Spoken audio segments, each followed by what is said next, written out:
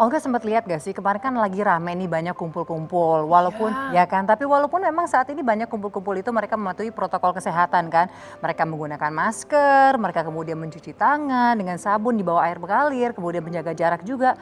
Tapi kamu rindu gak sih momen-momen dimana kita bisa kumpul sama teman-teman, sama keluarga tanpa harus memikirkan takut tertular COVID-19?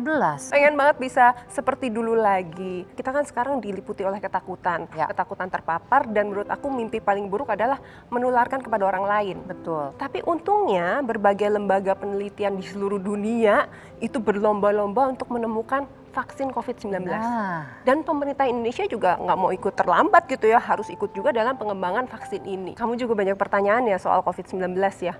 Nah, untungnya hadir bersama kita ada Dr. Tirga Sakti Rambe. Beliau ini adalah spesialis penyakit dalam. Silakan dok. Hai dok, apa kabar Baik, dok? alhamdulillah. Waduh, Sehat ya pastinya sehat. dok ya. sibuk banget pasti sekarang ya. Yes. Wah, luar biasa sekali. Nah, ini dokter, kita ini sebetulnya masih bertanya-tanya banyak banget soal vaksin COVID-19 ini gitu. Ada pro, ada kontra. Itu dia sih dok sebenarnya kan. Banyak sekali orang memiliki suatu pandangan yang berbeda. Saya sendiri juga seperti itu. Tapi kan begini loh, ada istilah tak kenal maka tak sayang. Kalau ini tak kenal maka tak kebal. Jadi mungkin berhubung dokter ada di sini juga bisa sedikit menceritakan, menjelaskan tuh sebenarnya vaksin itu apa dan cara kerjanya tuh seperti bagaimana sih dok?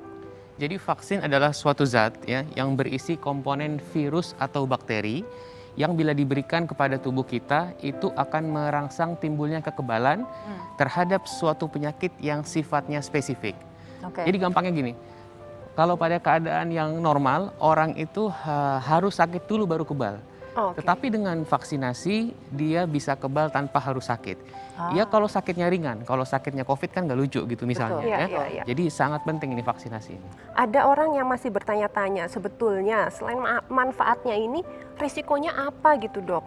Namanya produk kedokteran pasti punya manfaat pasti dan punya resiko ya Iya. apapun itu. Jadi tapi kita tahu dari penelitian dari data yang ada manfaat vaksin itu besar sekali, menyelamatkan 2 sampai 3 juta nyawa per tahun. Wow. Dan adakah efek sampingnya? Ada, tetapi mayoritas ringan. Apa itu? Ya kalau disuntikin kita sering sakit atau nyeri, itu wajar.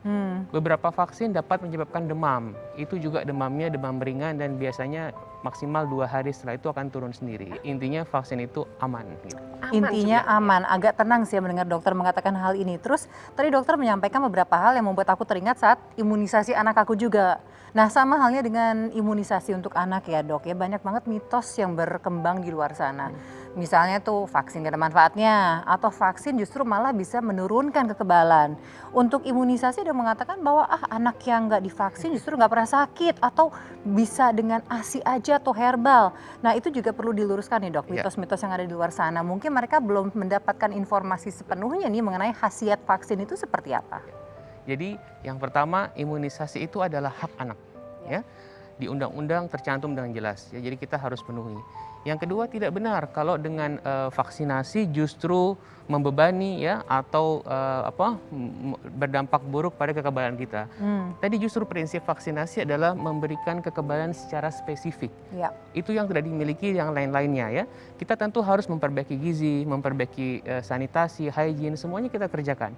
Tapi vaksin punya keunggulan yaitu menghasilkan proteksi yang sifatnya spesifik terhadap penyakit. Spesifik itu maksudnya gimana sih dok? Misalkan vaksin hepatitis B yang kita udah pakai puluhan tahun, dia melindungi dari hepatitis B secara spesifik. Kekebalannya itu spesifik. Kita jaga kebersihan, tadi saya bilang kita menjaga gizi, tapi itu kan sifatnya umum, tidak spesifik. Ya. Tapi dengan vaksin proteksinya sangat spesifik. Sejak zaman pandemi COVID-19 ini banyak banget istilah-istilah baru gitu yang kita baru dengar gitu. Salah satunya yang sering kita dengar adalah soal herd immunity.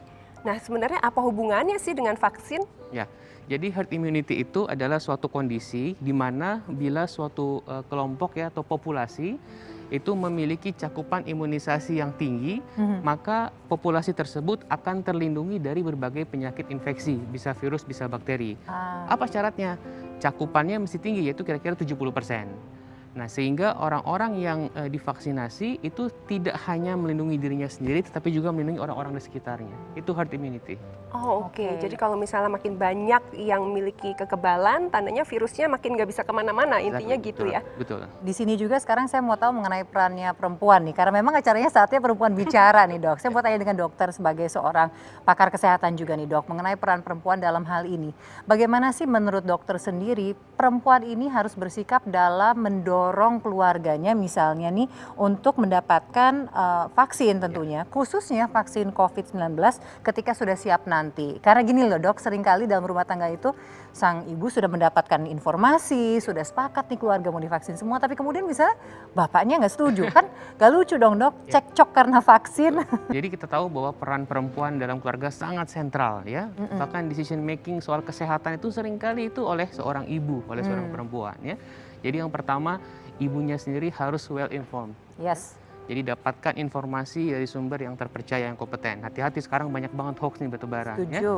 Nah, kalau sudah dapat informasi yang benar, maka tentu akan mudah dalam menyampaikan ke pasangan, ke suami, ke anak-anak ya, untuk mengajak vaksinasi untuk melindungi diri sendiri dan keluarga. Itu kuncinya. Gitu. Aduh, kalau udah dengar penjelasan ini, kita jadi lebih tenang, nggak khawatir lagi gitu. Dan mudah-mudahan vaksin ini benar-benar bisa menghindarkan kita dari penyakit yang efeknya sangat-sangat buruk ya.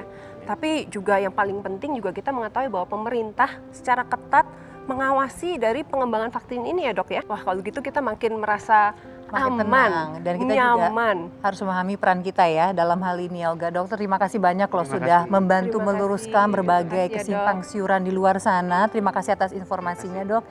Nah pemirsa jangan kemana-mana, tetap di Saatnya Perempuan Bicara.